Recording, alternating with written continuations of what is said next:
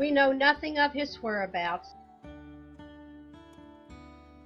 until the record of his marriage found in the register of Trinity Lutheran Church in New Holland, Lancaster County, the marriage of Michael Kynette, son of Conrad Kynette of Württemberg, Germany, to Margaret Diller, daughter of Caspar Diller, 21 February 1749. The Diller family was large, and they were active farmers and millers. We know very little of their early married life, but we do know they moved to Millersville, Pennsylvania, where he farmed and owned a linseed mill. Then he bought a farm near Yellow Britches Creek,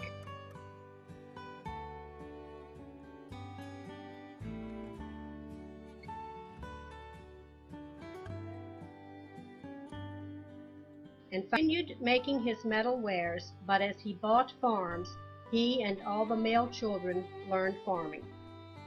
Michael's son Caspar, about the year 1785, attaining his majority and inheriting a spirit of adventure, came south into Augusta County, Virginia.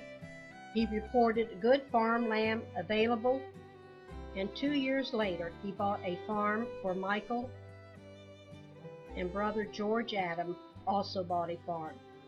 Later, Michael's farm was sold to Caspar and the Shippensburg house to son Conrad.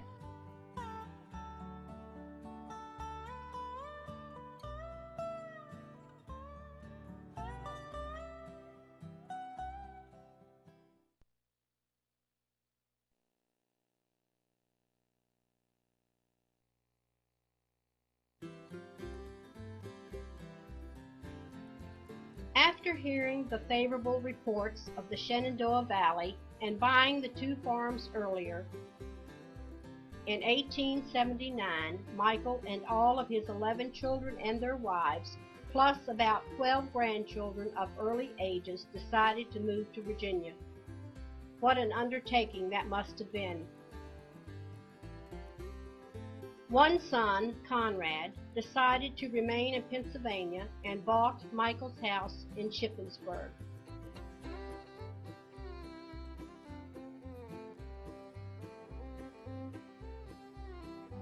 When they arrived in Virginia, there were no houses, so the next several weeks were spent in building log cabins where they lived out of the wagons. They were pioneers of the first order. They had to be sturdy people. They had solid faith in God and brought their Bibles and other religious books.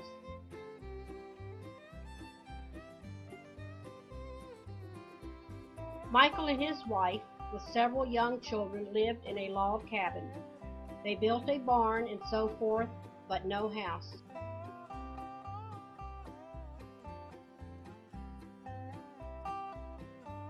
Christian built his mother a nice house in 1835 as requested in Michael's will,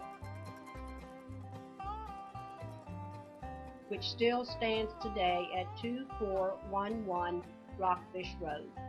The house, as noted in the Virginia Historic Landmarks Commission, is noteworthy for its interior decorations not found anywhere else in Virginia. Unfortunately, today this house has deteriorated badly. Many other farms were bought as time passed and the families acquired some money. Many moved west for lower-priced land.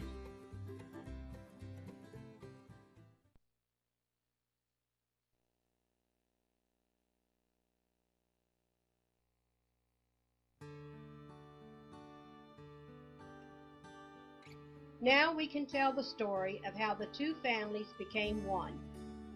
Anna Margaret Barger grew up to be a pretty girl of 18, and she and Michael's son Caspar fell in love. Father, Jacob Barger, did not think too highly of this young whippersnapper who had just moved into the area. So Margaret and Caspar, with the help of a Mr. Turk, eloped and went by buggy to the Justice of the Peace in Stanton and were promptly married in March 1788.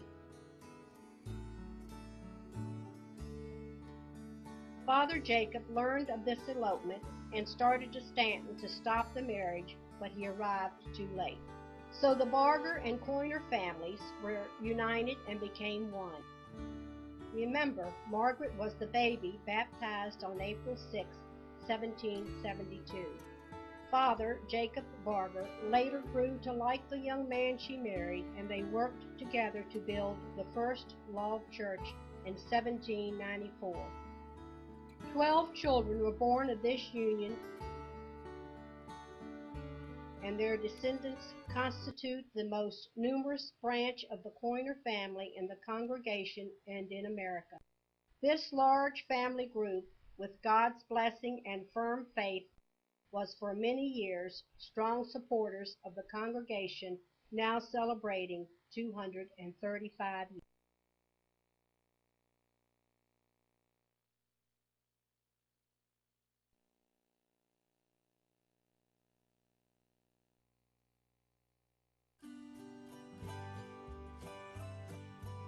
Caspar Coiner was a dedicated and continual student of the Bible and many of Luther's works.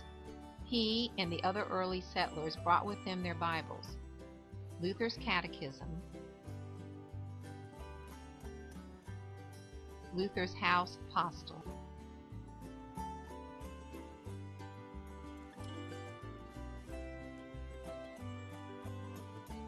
Luther's Church Postil,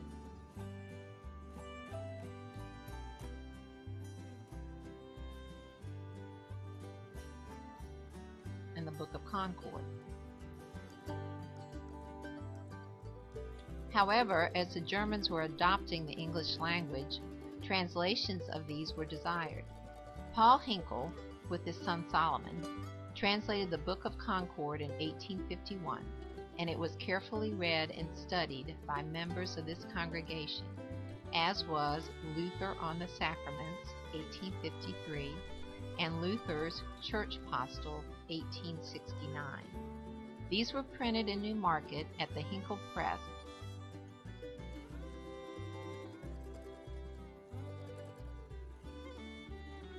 in the building shown. Copies of these are stored in Bethany's archive room.